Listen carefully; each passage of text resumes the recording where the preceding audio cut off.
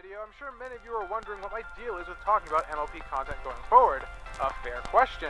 The short and sweet of it though is that the regular episodic reviews are still a thing of the past, but I might throw my 2 cents in whenever something particularly interesting happens that resonates with me. Like if Trixie came back again. Or the CMC get their cutie mark. The CMC get their cutie mark. Get their cutie mark. Get their cutie mark. Get their cutie mark. So what do you say, Crusaders? Want to just focus on helping others find their cutie marks? Yeah!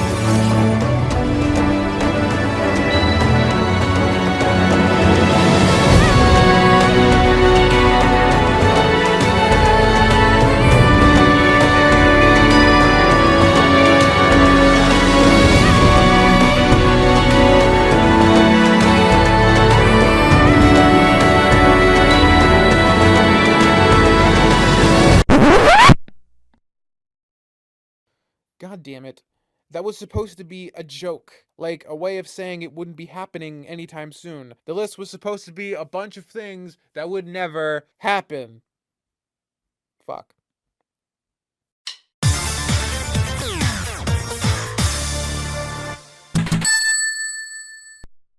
As much as I irrationally like Pip, I was initially worried that this episode was going to be another boring, throwaway, inconsequential plot, with the kiddies facing kitty problems and coming to a kitty resolution, but there was a very specific moment when this episode took a sharp right turn towards the fantastic.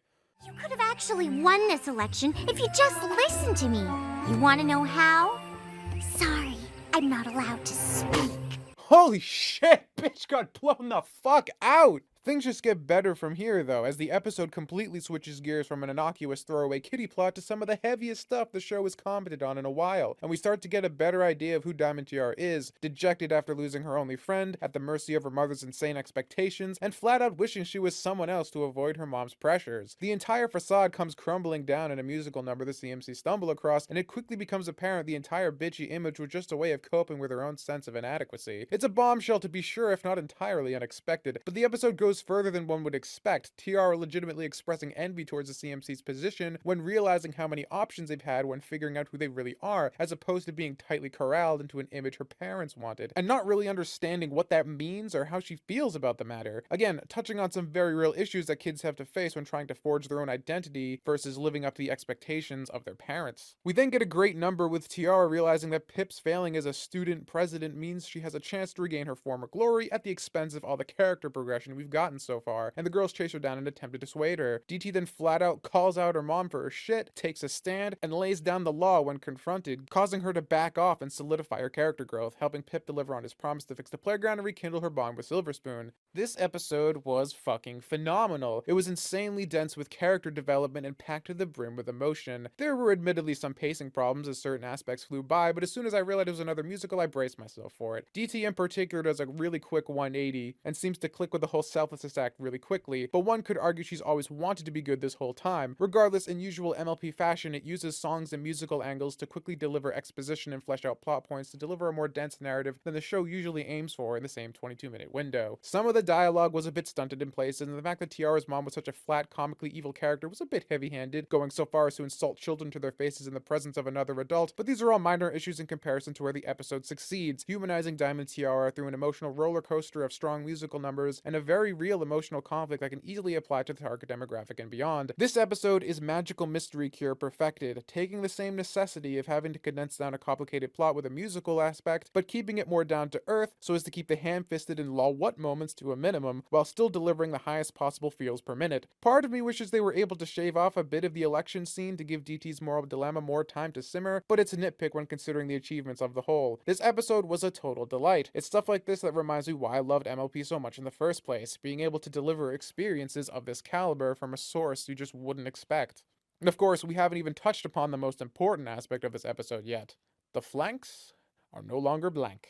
I'd assume the most contentious aspect of this episode would be the marks themselves and how they relate to a relatively new dimension of the CMC as opposed to being the telegraph skills that have been hinted at ever since the showstoppers. The fact that this is the episode that gives the trio their marks would have totally taken me by surprise, if I hadn't been spoiled as soon as I woke up from multiple sources, because it plays it straight as a DT redemption episode the bulk of the time, and we've all been waiting for the moment when the CMC get on board with their talents, and this was nothing like that. There are really a couple different ways we can look at this. On the one hand, this is a great play as it reinforces the girls' bond and shows the most important aspect of their lives is each other, which is not only allies to the core message of the show, but also makes sense in retrospect. The CMC have always been together, far more than they've been showing building stuff, singing, or scooting, so this is technically the majority of what their screen time has been devoted to. This is also arguably a mandatory twist, as after dragging their feet on addressing this point for 5 seasons, anything that went in the obvious direction would be as transparent as it was cathartic. Instead, we get a clear subversion of expectations, so it prevents us from being bored. That said, it does feel like it robs the trio of a bit of their individuality. While always shown together, some of the CMC's best moments have been when their unique personality has been spotlighted. These characters are complementary, but not identical. They've been shown forever to have different skill sets, aspirations, and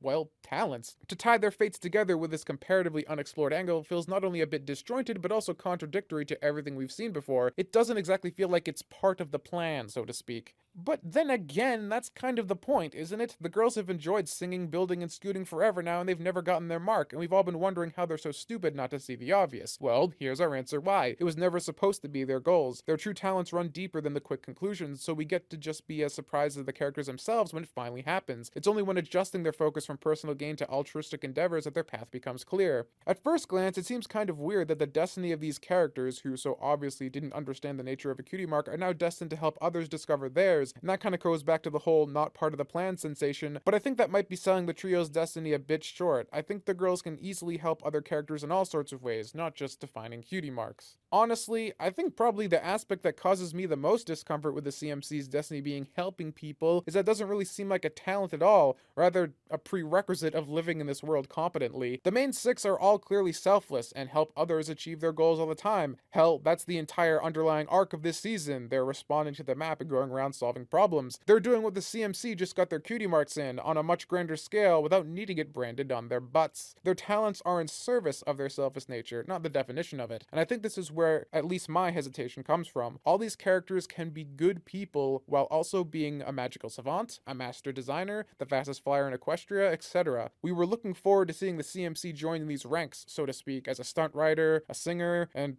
whatever the hell Apple Bloom would have done. The carpenter? Instead, their destinies in themselves are just something that is an accessory to the defining greatness of our main cast. I don't know. I'm a bit conflicted on how I feel about the logistics of how this went down. In the end, though, despite having a set of related marks, there's still differentiation in them, and they're still individuals. As the girls themselves said, this is the beginning of something new. How it's handled going forward will largely determine for me how I feel about the choice being made here. What really isn't conflicting at all is the strongest aspect of this entire episode, the emotion it conveys. Before I go, I just want to give a shout out to all my patrons over on Patreon. You know, making content like this on top of all the other stupid stuff I try and get done takes a lot of effort, and the fact that these guys are willing to actually throw me a few bucks for what I create here is just really humbling. And without them, I wouldn't and couldn't keep this channel going, so thanks you guys for doing that. Also, I gotta give a shout out to my editor, Twisted Prism, for taking care of the visuals here. That lets me focus on the writing, which is really where I shine. So if you see any of these folks in the comments, give them some love, would ya? I'd appreciate it. If you want to be on this list too and get access to a bunch of extra stuff, including an archive of a bunch of my unreleased projects, check the link in the description to hop over to my Patreon page. Anything you guys can do to help me out means more than you know. Thanks. And that's all I got for this video. Give it a thumbs up if you thought it was good, or give it a thumbs down if you thought it friggin' sucked. The CMC getting their cutie marks was a long time coming, and I'm sure we all kind of developed our own best case scenario on how this would play out. What did you think of the real deal compared to what you're expecting? Did it stack up? Let me know in the comments below. I'll be joining in the discussion. Until next time, I'm Tommy Oliver. Stay curious.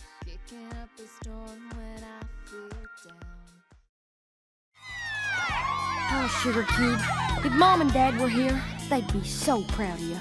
Oh god. Oh fuck. It fucking hurts. God damn it, Rogers, why would you do that?